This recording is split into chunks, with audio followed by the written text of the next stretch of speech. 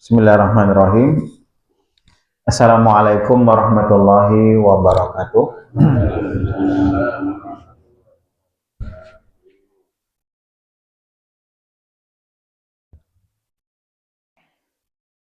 Alhamdulillahi wa kafa, wassalatu wassalamu ala rasulillahil mustafa, wa ala alihi wa sahbihi wa man wafa. Amma ba'du. Para jamaah sekalian dirahmati Allah, sebagaimana tadi yang sudah disampaikan oleh Pak Sasari ya, kita insya Allah melanjutkan materinya tentang hikmah di gerakan dan bacaan sholat ya. Saya untung diingatkan tadi Pak ya, saya lupa juga sampai di mana terakhir itu, sehingga tadi pokok budal sudah nanti apa kata nanti gitu. Kalau kita, kenapa kita perlu mengetahui ya, karena memang dulu yang seingat saya itu kita dijanjikan oleh Allah untuk orang-orang yang sholatnya bagus ya, jadi berbagai macam manfaat. Kalau mungkin masih ada catatannya, kita diangkat derajat, diberikan ketenangan, dikabulkan doa-doa kita ya, dan sebagainya itu. Nah, salah satu di antara agar memudahkan kita untuk lebih khusyuk itu ya dengan mencoba untuk memahami Pak ya, makna atau hikmah di setiap gerakan maupun bacaan yang kita baca di dalam sholat itu ya. Terakhir di i'tidal ya. Nah, i'tidal ini ada posisi mustajab Pak ya. Ini kan kita dulu dari awal pernah ngaji ada beberapa tempat mustajab di dalam sholat ya. Ada 4 posisi kan ya. Diingat-ingat ada 4 posisi. Yang satu di ketika berdiri kan, sudah kita bahas dahulu bagaimana kejadiannya Nabi Zakaria fanadatul malaikatu wa huwa qaimun yusalli fil mihrab. Jadi doa Nabi Zakaria itu seketika dikabulkan oleh Allah. Fanadatul malaikatu wa huwa qaimun, pada saat dia posisinya sedang berdiri, yusolli fil mihrab, dan sedang melaksanakan sholat. Jadi waktu mustajab itu dalam sholat yang pertama ketika sedang posisi berdiri. Nah, kita tahu posisi berdiri dalam sholat itu yang dibacakan Al-Fatihah sama surat Pak ya.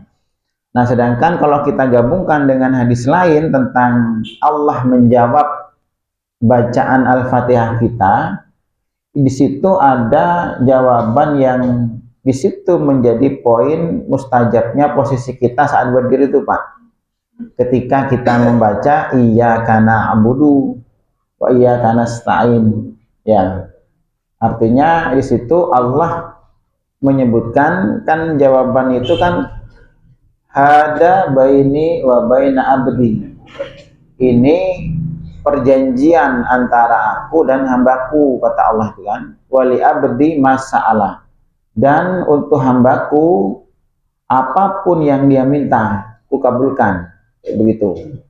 Jadi ketika posisi membaca iyyaka na'budu, maka di situ kita memang tidak boleh berdoa kan, karena kita sedang baca Fatihah, tapi setidaknya diangen-angen lah gitu ya, apa yang menjadi keinginan kita Pak. Karena janji Allah saat itu langsung Allah menyebutkan kan ya, wali abdi masalah, dan untuk hambaku apapun yang dia minta siap dikabulkan oleh Allah. Jadi ini didukung oleh ayat surat Ali Imran tadi tentang kisah Nabi Zakaria, terus juga hadis qudsi ini Pak, ini hadis qudsi Pak ya, tentang jawaban Allah di surat Al-Fatihah. Itu posisi yang pertama Pak ya, posisi mustajab di dalam sholat. Makanya kalau kita sholat ada keperluan atau ada hajat apa ya, incer aja posisi ini Pak ya. Posisi ketika sedang berdiri. Insya Allah ada itu ya, sudah kita jelaskan. Nah yang kedua di sini Pak, di posisi i'tidal ini yang kedua. Karena kalau kita lihat ruku itu kan gampangannya begini ya bahasanya. Ruku itu adalah momen ketika kita sedang curhat kan kepada Allah Pak. Kita sudah kaji kemarin ya, dibuka lagi rekamannya. Jadi kita mengutarakan segala macam permasalahan kita, hajat kebutuhan kita di dalam ruku itu Pak. Itulah kan rahasia kenapa rukuknya Rasulullah SAW itu sangat lama Pak. Kan setara dengan berdirinya. Rasulullah itu kalau ruku, kalau sujud itu sama durasinya, hampir sama lah ya durasinya dengan posisi berdiri. Nah berdiri itu baca Fatihah, kan tidak mungkin lama kalau baca Fatihah Pak. Selama-lamanya orang baca Fatihah ya, setartil-tartilnya paling cuma 1 menit lah, atau 5 menit paling lama itu. Tidak ada Pak 5 menit baca Fatihah 5 menit. Nah lamanya di mana Rasul kalau berdiri itu? Kalau di dalam riwayat itu durasi berdiri yang paling pendek Rasulullah SAW ketika sholat itu ukurannya 100 ayat surat Al-Baqarah Pak. Durasi yang paling pendek kalau sendirian. Kalau sedang sholat sendirian, sholat sunnah terutama ya, sholat sunnah ini Pak ya. Tapi kalau jadi imam enggak Pak. Kalau jadi imam mengikuti makmum siapa yang paling lemah. Ada tidak orang tua di situ, ada orang sakit di situ, atau ada orang-orang yang mungkin sedang banyak hajat, maka jangan diperlama Pak kalau antum jadi imam. Misalnya sing makmum jamaah ini seragaman kabeh Pak, korpri misalnya Pak ya. Nah, ini golongannya wong kerja kabeh ya, aja susuwe Pak, grundel Pak. Karena salat turu biasanya. Kalau salat duhur, kalau seragaman korpri semua itu ya, itu kan sedang istirahat kerja Pak ya. Maka kita harus percepat. Apalagi kayak musafir Pak Mantol, yang musafir Pak ya. Kalau sedang dalam perjalanan udah ono Pak, orang dalam perjalanan sholat itu Pak. Wong yang jumlah rakaatnya saja diringkes ya apa mana bacaan deh Pak. Maka ya baca surat sakti aja, kul itu Pak ya. Surat sakti, kul itu. Nah, Rasulullah itu durasi paling pendek itu 100 ayat Pak. Kalau sholat sendirian. Coba bayangkan berapa menit baca 100 ayat surat Baqarah itu ya. Bisa 15 itu Pak, bisa 15 sekitar 15 menitan. 20-15. Nah, itu rukunya Rasulullah itu hampir sama segitu Pak. Rukunya. Jadi seimbang antara berdirinya dengan rukunya. Walaupun tidak sama persis tapi mepet lah. Mirip-mirip lah. Durasi lamanya itu Pak. Nah, sekarang kalau ruku begitu lama, anggaplah 5 menit lah sekali ruku Pak ya. Nah yang dibaca itu apa? Ya. Kan cuman bacanya subhana rabbil adzim wa bihamdihi. Selesai cuma 3 kali. Atau kalau pakai yang dari Bunda Aisyah, riwayat dari Bunda Aisyah, subhanaka Allahumma rabbana wa bihamdika Allahumma firli, selesai. Tidak sampai 1 menit. Tapi kenapa bisa lama? Nah, disinilah rahasianya Pak ya. Karena di posisi ini kita sedang mencurahkan seluruh permasalahan kita Pak. Ada kebutuhan, ada hajat, ada masalah-masalah yang belum tuntas, yang mungkin sekarang ini kita sedang hadapi. Ada masalah pribadi, pekerjaan, bisa ada masalah keluarga, istri, anak-anak, ada masalah sosial di aktivitas kita, masalah agama, semua dicurahkan, disambat lah. Makanya kan hatta tatma'inna raki'an, terus sampai dia ruku, sampai tenang dalam rukunya. Tatma'inna itu kan, mutmainnah itu kan tenang. Kenapa sampai tenang? Rukunya bukan begini, bukan posisinya yang tenang Pak, bukan gerakannya yang tenang, bukan, tetapi tenang itu kan hati Pak. Kalau kita sedang punya masalah ya, lalu kita curhat kepada seseorang, walaupun orang itu tidak bisa memberi solusi, minimal kojo ono lego kan gitu Pak ya. Lalu bagaimana kalau kita curhatnya kepada Allah Pak? Kita punya masalah nih Pak ya. Lalu kita curhat ke teman sambil ngopi. Walaupun kita tahu teman itu loh tidak bisa ngasih solusi, sama-sama ada isanya, sama-sama ada bisanya Pak. Tapi minimal ada perasaan sudah lego kalau sudah curhat itu Pak. Itu ke manusia gitu loh Pak. Coba bayangkan kalau kita sedang curhat kepada Allah, ya Allah saya punya masalah anak saya susah diatur ya Allah. Ya Allah saya punya ada masalah di pekerjaan saya sedang krisis ya Allah. Selat Hormuz ditutup misalnya. Misalnya Pak ya, saya punya masalah istri saya ini tidak mau saya mau nikah lagi ya Allah. Bukakan hatinya. Misalnya begitu Pak ya. Misalnya ya, Mas Sari ini Pak.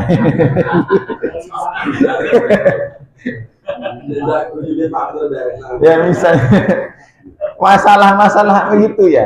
Jadi minimal nanti agak tenang Pak. Sampai tenang. Hatta tatma'inna raki'an. Setelah tenang barulah kita berdiri. Makanya ketika berdiri itu setelah puas kita curhat kepada Allah itu Pak ya, masalah-masalah yang sedang kita hadapi itu, maka kata Allah sami Allah ya, kemudian kita Allah mendengar ya, kuliman sami Allah liman hamidah, Allah mendengar siapa saja yang memujinya. Karena kita kan tadi itu kan kenapa kita sambat kepada Allah, karena kita memang yakin Allah yang bisa memberikan solusinya Pak. Dan jangan khawatir kalau sambat kepada manusia curhat mungkin hanya didengarkan ya, tapi kalau Allah bukan hanya didengar. Sami Allah liman hamidah, Allah mendengar siapapun yang menyanjungnya, memujinya Pak ya, yang memuliakannya. Apa terus bacanya tuh? Rabbana walakal hamdu ya, dan itu jawaban kita Pak ya sebenarnya Pak. Rabbana wahai Tuhan kami, walaka dan hanya untukmu, alhamdulillah itu segala pujian. Maka jawaban Allah ketika kita memuji begitu, Allah pasti mendengar.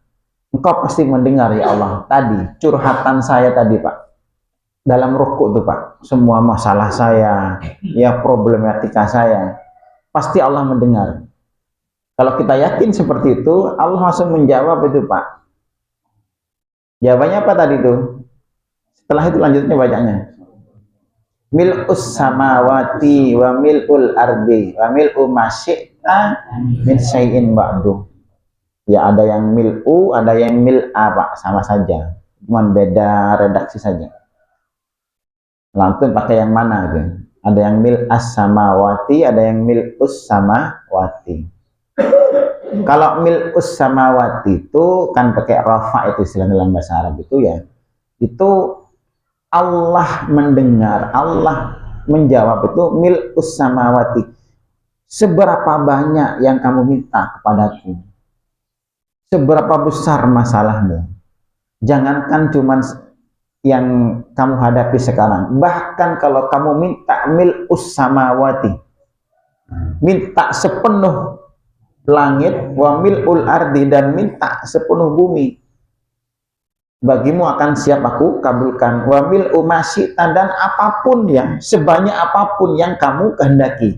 Masyi'ta itu kan yang kamu kehendaki Pak. Sepenuh, mil'u itu Pak, penuh Pak ya.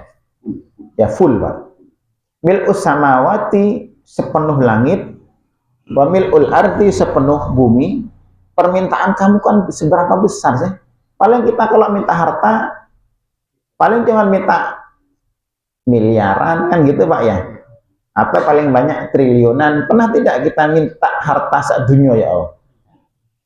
Tidak ada Pak ya.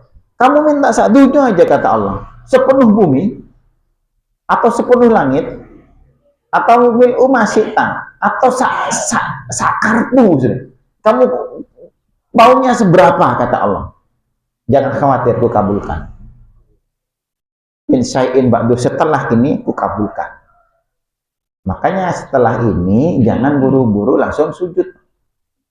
Ya agak sedikit ada jeda sedikit karena ini momen mustajab. Tadi jawaban itu Pak, jawaban mil'us samawati wa mil'ul ardi, mil'u masjid min syai'in ba'du itu mustajab itu Pak. Allah siap memenuhi, yang mengkabulkan semua yang kita inginkan sebanyak apapun Pak. Ini enak ini Pak ya. Sudah dua posisi kita Pak ya. Kita ada posisi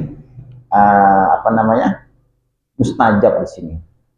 Jadi makanya kita sampai kalau dalam hadis secara fikihnya kalau itidal itu kan sampai kembali semua tulang-tulang rusuk kita Pak. Maksudnya jangan buru-buru sampai kembali tegak ke posisinya Pak.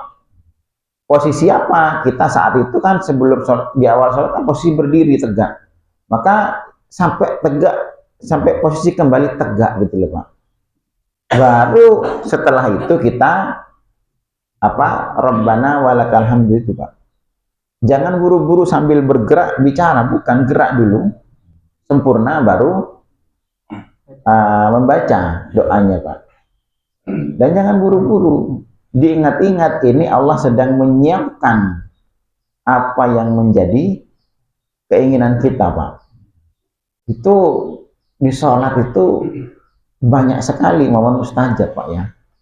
Makanya Allah menyebutkan kan ini menjadi solusi Pak. Wasta'inu bis-sabri was-shalah. Minta kepadaku dengan sabar dan sholat. Karena memang banyak sekali di situ Pak ya.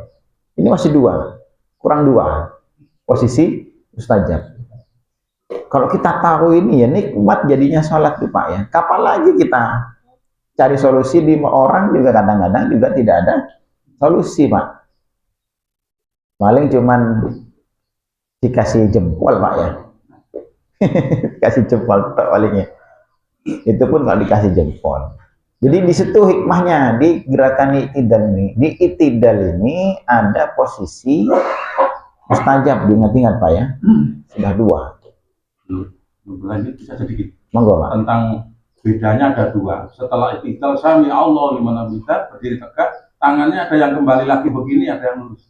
Yaitu hadisnya satu tadi Pak. Iya. Tegak sampai kembali, sampai tulang-tulang kalian kembali ke posisi semula. Nah, posisi semula ini ada dua penafsiran. Semula saat sedang sebelum sholat, posisinya begini, ya kan? Ada yang mengatakan semula saat masih mau memulai sholat. Nah, dipakai oleh persis itu Pak ya. Dan tadi dalam kitab fikihnya Hasan itu dahulu mereka sami Allahu liman hamidah tidak pakai sedekat lagi Pak. Karena posisi awal mula sholat kan kita begini berdirinya. Itu penafsirannya. Hadisnya satu yang dipakai Pak, hadisnya. Baru setelah yang pendapat yang umum itu kan, ya saat awal sholat kita kan sudah mulai itu kan posisinya sedang sedekap begini. Jadi boleh yang mana saja lah, tidak ada masalah itu Pak. Ya kalau ikut madhab Maliki awal sholat pun tidak pakai sedekap kan, di madhab Maliki itu Pak. Jadi sejak awal Allahu Akbar gini terus. Makanya kalau antum umroh atau hajian nolong macam-macam menang-menang itu tuh ngelamun Pak, kadang sholat Pak. Itu madhab Malik itu banyak di daerah Maroko, Aljazair, Tunisia, itu madhab Maliki banyak di sana Pak. Orang-orang sana. Mesir ke barat itu Pak ya. Golongan Mesir ke barat itu mayoritas madhab Maliki. Nah kalau golongan Iran, Pakistan, Irak itu madhab Hanafi yang banyak Pak.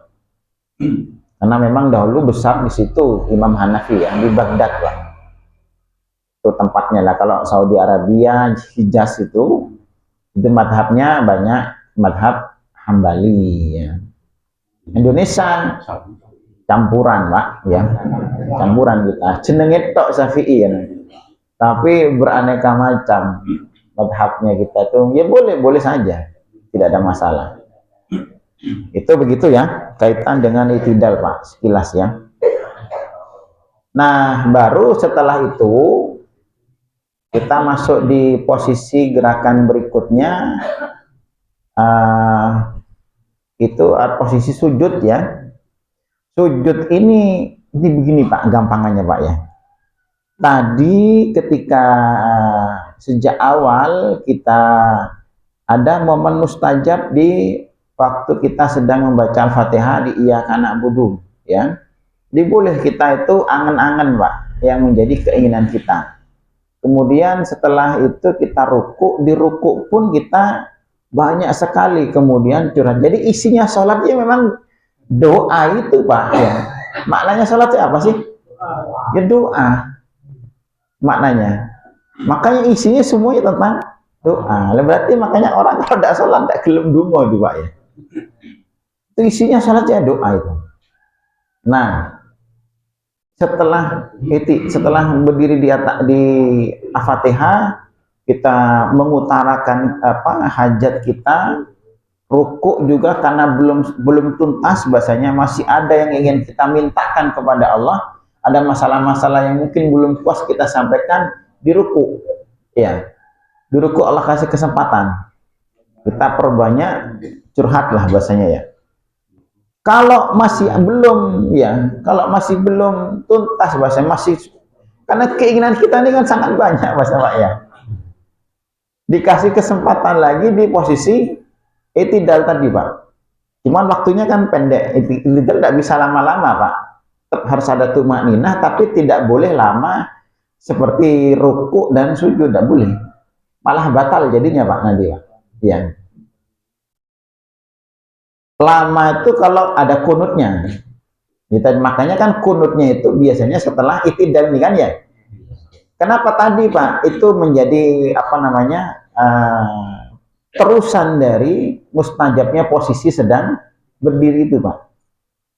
Kan Allah janjikan tadi kan, mil'us samawati wa mil'ul ardi, mil'u ma syi'ta min syai'in ba'du itu. Setelah itu kan kalau subuh pakai kunut ya, yang kunutan Pak.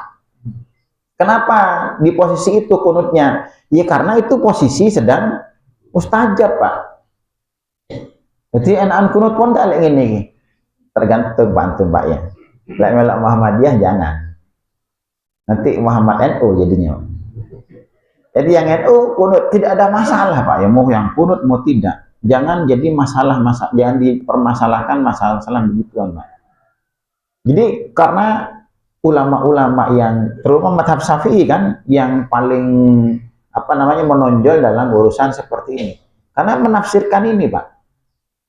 Menafsirkan dari posisi berdiri itidal itu janji Allah menjanjikan apapun yang kamu minta sebanyak sepenuh langit kah, sepenuh bumi kah, atau sakarepmu sudah. Masih itu bahasa agama sakarepmu.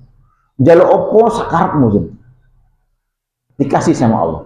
Maka kemudian dilanjutkan kalau subuh karena momennya mustajab juga kan, kalau subuh lanjutkan dengan kunut itu Pak. Ya. Itu momen melanjutkan itu doanya, kunut kan isinya doa tok. Ya. Allahumma hdina fiman hadait.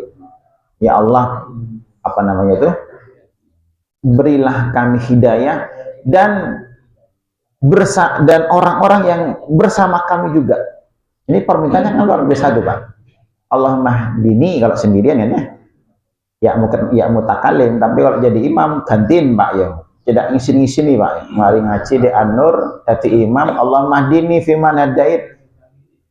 Rodok dicolek aja teko mburi Pak ya. Harus diganti dengan domir nahnu Pak ya. Nah, coba di doanya di situ Pak ya. Allahumma dinilah ya. Allahumma dina fiman hadait. Ya Allah, berilah kami hidayah. Ya. Dan beri juga hidayah orang-orang yang bersama kami fiman hadait. Jadi kita minta kebaikan bukan hanya minta untuk kita tok Pak. Orang yang bersama kami siapa yang bersama kita biasanya Pak? Bukan Pak. Di kehidupan yang bersama kita siapa biasanya? Ada anak, ada istri, ada orang tua, kerabat, ada teman kerja, teman bisnis, teman ngopi, teman ngobrol, beri mereka semua hidayah ya Allah. Jadi bukan sendiri yang diminta, Pak. Wa afina fi man afait, sama minta kesehatan, afiat ya. Bukan hanya untuk dirinya. Dan itu permintaan untuk umum itu, Pak ya. Itu kalau yang pakai kunut. Ini Muhammad Nah, kita tidak bahas itu karena itu masuk khilafiyah ya. Nah, intinya yang pokok itu setelah i'tidal itu kita masuk ke sujud. Nah, kita bahas sujud ini sekilas, Pak ya. Biar lebih ringkas tapi lebih mudah. Oh, monggo, tanya dulu, monggo, Pak. Waktu i'tidal itu ada, pernah saya baca ada 7 bacaan. Ya, macam-macam. Ya, ada yang alhamdulillah hamdan katsiran thayyiban mubarakan fihi gitu kan ya. Memang redaksinya banyak, Pak. Bukan hanya itu, bahkan di setiap gerakan juga banyak sekali redaksinya. Silahkan mau pakai yang mana. Kayak iftitah itu sendiri Rasul mencontohkan ada 8 versi, Pak. Iftitah ya. Kalau yang tidal ya kadang cuman ada Rabbana walakal hamdu, selesai, boleh Pak. Iya, macam-macam, silahkan, tidak ada perbedaan. Intinya kan kalau masalah bacaan itu kan semuanya mengandung doa di situ. Jadi jangan sesuatu yang bukan prinsip, nanti seandainya ada perbedaan jangan ditonjolkan, Pak, karena persamaannya terlalu banyak dibandingkan perbedaannya, gitu loh maksudnya. Apalagi itu masuk ranah khilafiyah. Nanti kapan-kapan saya bahasanya itu saya sampaikan, jelaskan tentang bagaimana metode ketika kita menghadapi masalah khilafiyah itu, kenapa muncul, penyebabnya apa, itu nanti bisa suatu saat yang mudah-mudahan kita ada kemudahan, Pak. Ceknya pinter, Pak ya.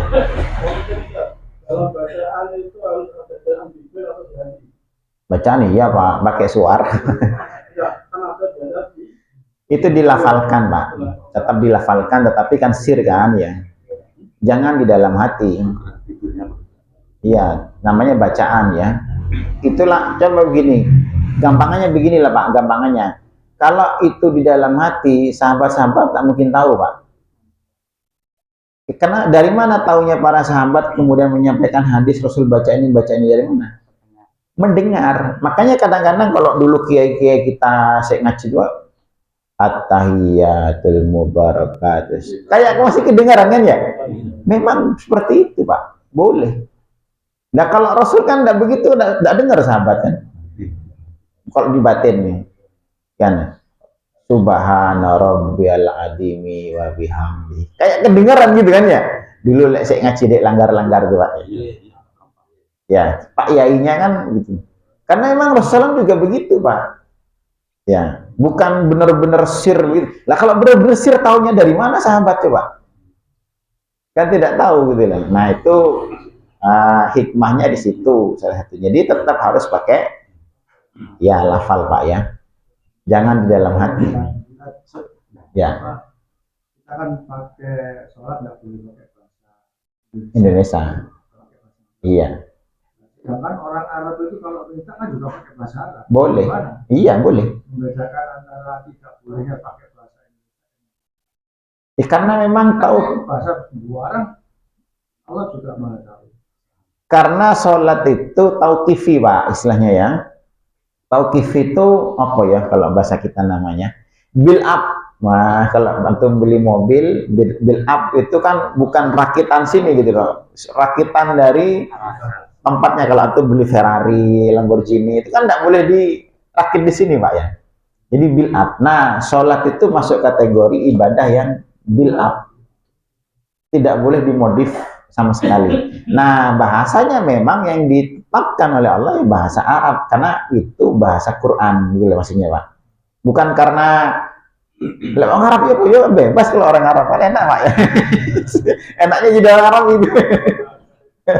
Lah kalau kita karena tidak bisa bahasa Arab ya, jadi angan-angan, Pak. Ya, kayak dulu siapa tuh yang Malang itu loh, Pak, yang diterjemahkan tuh. Sampai itu yang diterjemahkan tuh ya.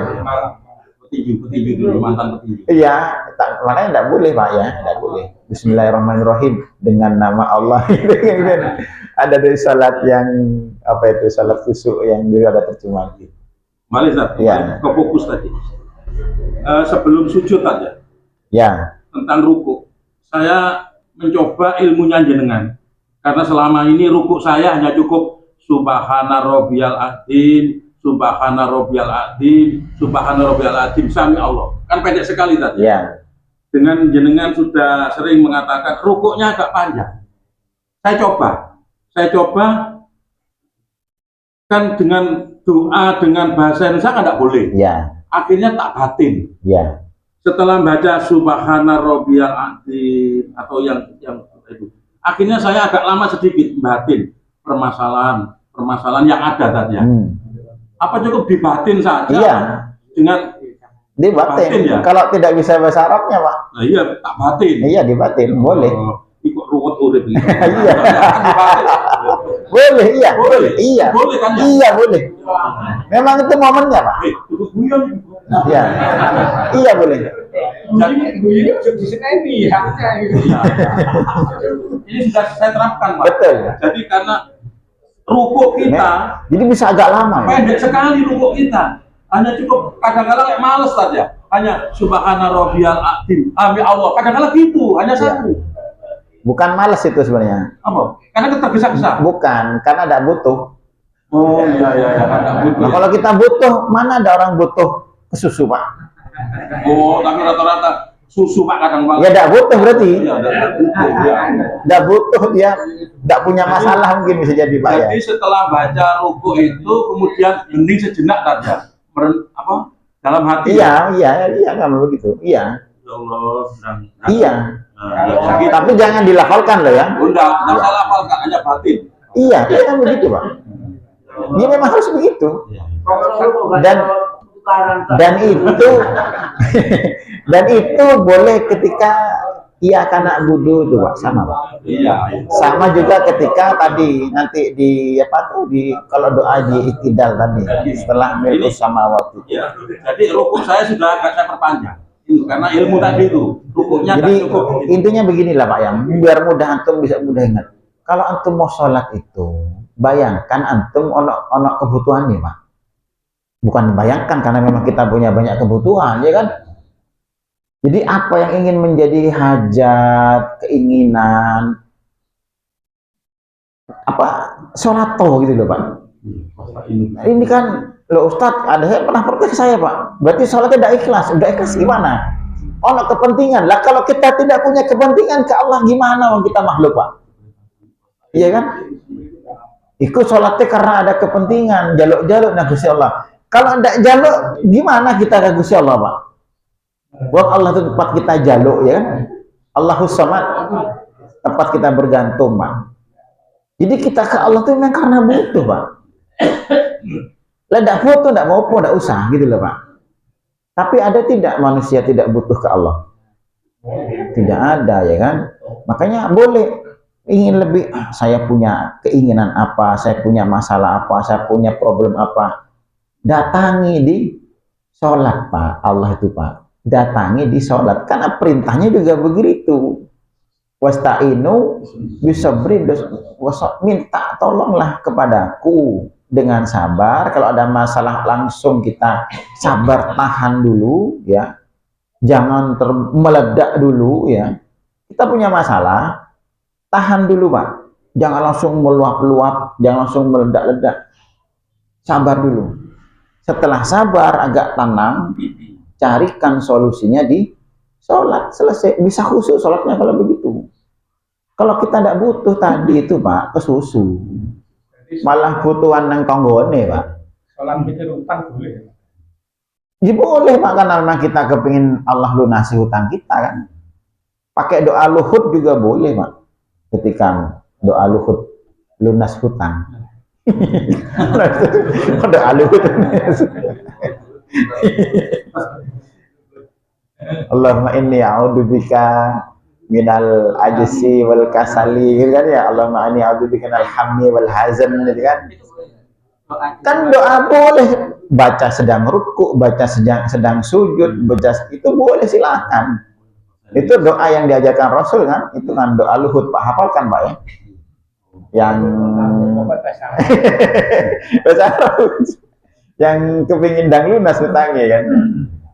Itu kan bisa lunas nggak bisa. Tapi kalau bayar jangan pakai itu. Bayarnya pakai uang Pak. Sekarang sujud. Jadi kembali masuk ke lanjutkan ya. Jadi masuk ke gerakan berikutnya sujud. Nah, tadi saya gambarkan ya di berdiri baca Fatihah, kita ada keinginan, ada hajat yang kita utarakan. Kalau kita masih belum puas di ruku, kita sambat kepada Allah. Curhat segala macam. Kalau masih belum ada kesempatan di itidal. Kalau kita punya banyak keinginan, Pak, sampai ndak ero singkat di jaluk opo, Pak. Iya, saking banyaknya keinginan sampai bingung katanya jaluk opo, terlalu banyak hajat kita. Dan kita ingin segera instan biar segera selesai semuanya. Nah, tempatnya itu di sujud ini, Pak. Jadi ini puncaknya di sini, Pak. Sujud ini posisi ketiga mustajab di dalam sholat. Ketika kita punya banyak sekali keinginan, sampai ndak ero sing kate diomong opo sudah Pak ya. Pokok jaluk kabeh ya Allah wis koyo di surga lah. Jadikan dunia saya seperti surga misalnya begitu ya. Kan instan sudah itu Pak ya. Nah, mintanya di sujud itu Pak. Di sujud. Karena momen yang di situ Allah akan mengabulkan dengan cepat apa yang menjadi hajat keinginan kita di sujud. Itu ada dua sujud kan, di awal dan di akhir. Di awal yang pertama, yang kedua, dua-duanya Pak. Ya. Di semua sujud. Bukan hanya di akhir ya, tapi di semua, bahkan di awal itu juga boleh, silakan. Nah, nanti dari mana alurnya nanti kita akan sampaikan. Kenapa kok bisa jadi mustajab kayak begitu di sujud itu Pak ya? Saya kira waktunya tidak cukup kalau sekarang ya. Cuma saya akan bahas gerakannya dulu ya. Kan gerakan dulu, teori kita kan ngaji gerakan, kemudian bacaan. Setelah itu hikmahnya kan ya.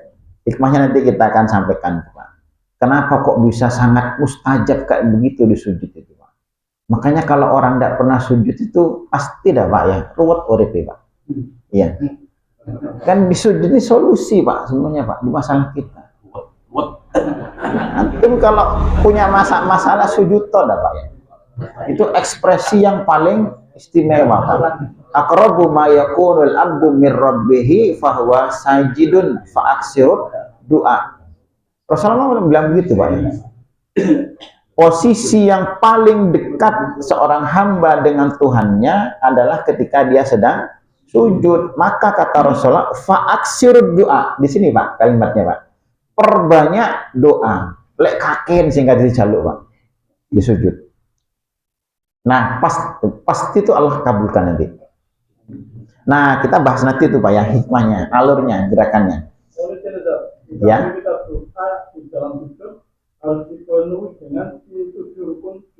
Oh iya, itu kan makanya saya akan bahas dulu gerakannya ya. Jadi gerakannya di sini ketika kita sedang posisi itidal, kemudian mau turun ke sujud, itu kita pindah dari itidal ke sujud itu ada dua versi Pak. Ingat-ingat ini ya, yang dicontohkan oleh Rasulullah SAW caranya. Yang pertama itu lutut dulu menyentuh lantai, turunnya pakai lutut dulu ya, lalu kemudian telapak tangan. Ini dalam hadis riwayat Abu Dawud ya, semuanya dalam hadis riwayat Abu Dawud. Jadi sahabat Al-Wail bin Hujr di sini Pak ya, yang meriwayatkan hadis ini, karena Rasulullah idza sajada wada'a rukbataini qabla yadahi. Jadi Rasul itu kalau mau ruku, mau sujud, dia menempelkan lututnya dahulu, kemudian baru telapak tangannya. Dan hadisnya riwayat Imam Abu Dawud begitu. Dalam ada versi kedua dari sahabat Abu Hurairah radhiyallahu an, Ya, Rasul itu sebaliknya nih Pak hadisnya. Idza sajada apa wada'a yadaihi qabla rukbatayhi. Ya Rasul itu menempelkan tangannya dahulu baru kemudian lututnya. Nah, mana ini yang harus kita ambil? Ya, nanti ketemu ciri-cirinya di sini Pak ya. Ini khilafiyah. Sama-sama ada perintahnya tidak boleh saling menentang Pak. Sing bener ini.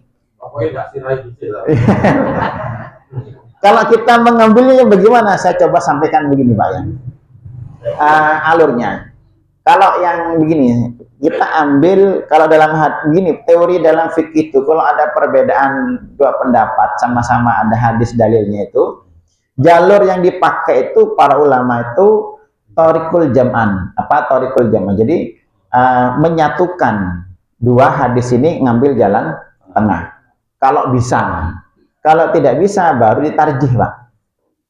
Tarjih itu diambil yang lebih kuat.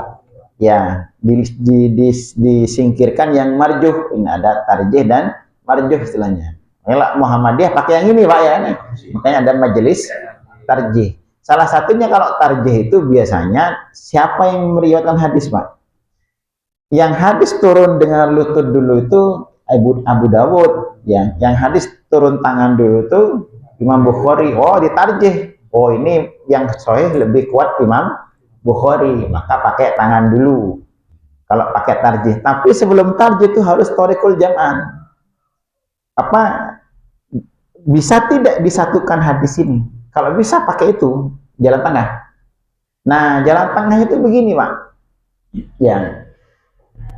Abu Hurairah itu kan yang mungkin saya melihat Rasulullah SAW kalau sujud dia meletakkan tangannya dahulu baru kemudian telapaknya. Saya melihat Wail bin Hujr juga mengatakan saya melihat Rasulullah SAW itu kalau idza sajada ra'aitun Nabi sallallahu alaihi wasallam idza sajada ya wada'a rukbatayhi qabla yadayhi, kan itu kan ya. Saya melihat Rasulullah itu kalau sholat itu mendahulukan lututnya baru kemudian tangannya. Nah, di sini Pak, dilihat Pak ya. Ada sahabat Wail bin Hujr. Siapa Wail bin Hujr ini? Wail bin Hujr ini sahabat anaknya Raja Yaman dia, Pak. Dan dia masuk Islam di awal-awal. Dan ini orangnya masih muda. Masih muda. Dia masuk Islam di awal-awal Madinah, ya. Jadi sejak awal Madinah baru hijrah itu sudah masuk Islam dia, Pak. Jadi dia bersama Rasul sejak awal hijrah itu, Pak. Jadi lama dia bersama Rasul. Makanya setiap Rasul sholat dia amati, dan hadis-hadis tentang sholat itu kalau antum belajar fikih mulai dari takbir sampai salam itu yang paling akeh meriwayatkan sahabat ini, Pak, Wail bin Hujr, karena memang dia sering memperhatikan gerakannya Rasul. Arek nom biasa, Pak. Ya. Nah, bandingkan dengan Abu Hurairah radhiyallahu anhu. Abu Hurairah ini masuk Islamnya itu di tahun ke-8 Hijriah, Pak. Jadi 3 tahun sebelum Rasulullah SAW itu wafat. Jadi dia itu mendapati bersama Rasul itu 3 tahun cuman, Pak. Abu Hurairah ini, Pak. Ketika itu usia Rasul berapa? Sekitar 60 kan, usia wafat 63, ya kan? Nah, sedangkan Wail bin Hujr ini bersama Rasul sejak Rasul masih awal hijrah, Pak. Seumur 50. Saya melihat Rasul itu kalau sujud turun sujud dengan lutut dulu. Itu di awal-awal, Pak. Ketika posisi Rasul sedang fit. Ya. Abu Hurairah ini masuk Islam ketika Rasul sudah sepuh. Namanya orang tua, ya, Pak. Beda tidak powernya antara orang muda dengan orang beda, ya kan? Yang dilihat Abu Hurairah itu ketika Rasul sudah sepuh, Pak. Dia sudah orang sepuh kan abut lah esikil disik, Pak. Makanya untuk menumpu badannya dia tangan dulu. Maka jalan tangannya begini, Pak. Kalau antum masih muda dan tenaganya masih kuat, afdolnya turun sujud itu pakai lutut Dulu, tapi kalau sudah gemeteran, Pak, sholat gawenya anak aniki bisa ya. Sendel, Pak. Maka turun sujud lah pakai tangan dulu. Dua-duanya benar, Pak. Ya. Yang tidak benar tuh jangan turun sujud pakai kepala dulu.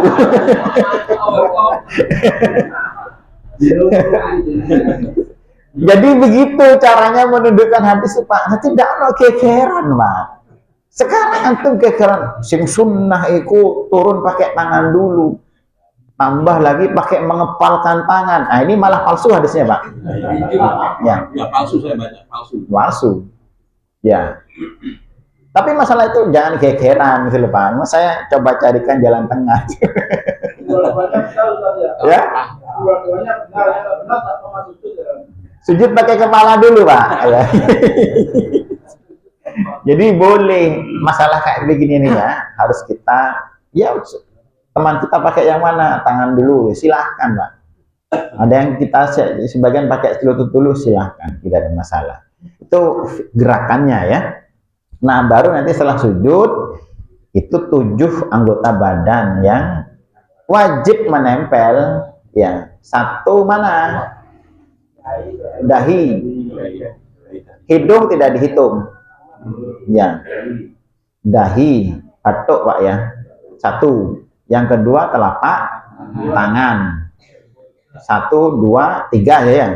Kemudian 2 dengkul, pirawis 5. Kemudian jari 2, jari kaki. Jari ya, jari. Ditekuk begini. 7 kan. Lalu hidung, Ustaz. Hidung itu tidak disebut, Pak, oleh hadis, Pak. Bukan. Karena begini, ya. Kalau kita mau sujudnya itu benar, ya. Karena sujud itu posisinya kan harus ditekan, Pak. Nah, agar bisa terasa nanti tekanan batuk kita dengan tempat sujud itu tidak bisa, Pak. Antum bisa sujud dengan sempurna kalau hidungnya tidak disentuhkan ke tempat sujud. Tidak bisa. Tapi hidung itu bukan wajib, Pak ya. Opsional itu. Kalau tempatnya berdebu kotor, boleh kita tidak sentuhkan, Pak. Misalnya antum sholat di padang pasir. Antum tidak pernah sholat di padang pasir, Pak. Sholat di karpet. Jadi modern tengah pakai hidung disentuhkan. Lah ada padang pasir kesalahan sama. Jadi batuk, Pak. Tapi kalau kita ingin sempurna sujudnya, maka tidak bisa tidak, pasti hidung harus menyentuh tempat sujud. Makanya tidak dihitung, itu terhitung 1. Dahi dengan hidung itu, Pak. Karena sujud itu hikmahnya tuh harus merasa ada tekanan, Pak, dalam hati kita. Itulah kenapa pakai sajadah yang terlalu tebal tidak boleh. Salat di atas kasur masa boleh, di atas spring bed apa kan, spon itu tidak boleh. Kan apa? Tidak terasa tekanan itu, Pak, antara batuk dengan tempat sujud. Gitu maksudnya, Pak. Ya. Nah, itu tadi kenapa hidung dihitung dengan dahi, itu, Pak. Jadi 1 hidung, 2 telapak tangan, 2 lutut, 2 jari kaki. Itu yang wajib menyentuh di tempat sujud. Berarti batuk harus hitam itu, Pak? Oh, bukan, Pak. Ya itu bahwa di surga ada tanda-tanda. bukan. Si mahum fi wujuhihim min asari sujud itu tampak di wajah mereka bekas sujud itu bukan bekas sujud batuk ireng, Pak, bukan, Pak ya.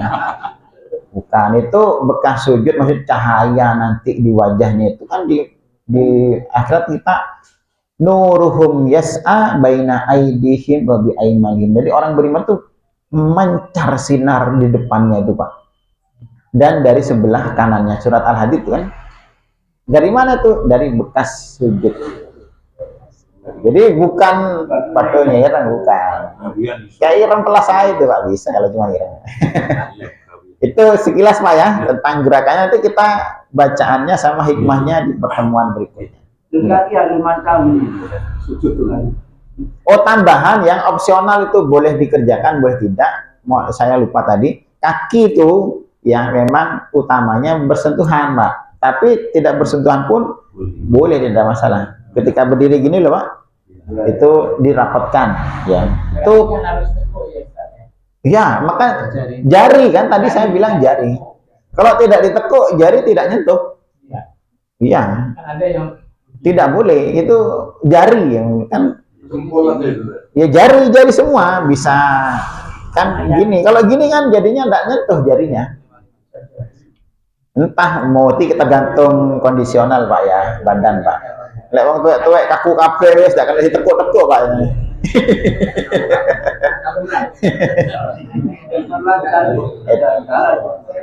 Iya memang Pak. Nanti kita kan betul kalau secara detailnya kan memang justru di situ kan ada aliran darah ke otak. Kenapa bisa tenang, bisa fresh? Kan ada aliran darah lari ke otak semua. Kan ada tekanan itu kan. Kalau dari sisi kesehatan lah biasanya. Itu dokter yang paham gitu Pak ya. Kalau saya tidak paham. Sementara itu dulu ya. Masih ada kaitan dengan sujud masih lupa tadi saya sampaikan sujud. Masih ada saudara kita sujud itu menyerupai anjing tidur. Memang tidak boleh Pak, dilarang Pak. Nah, itu masih Kan, ada. Saya kan tahu. dalam hadis itu Rasul sampai kelihatan ketiaknya Pak. Jadi artinya diangkat begini, bukan begini ya. Bukan begini, jadi tidak boleh menyentuh lantai ini Pak, harus diangkat. Nah kalau sini nanti gerakannya kita bahas nanti berikutnya lah. Itu seakan-akan harus ada rongga, kan tidak boleh ini dirapatkan dengan ini Pak.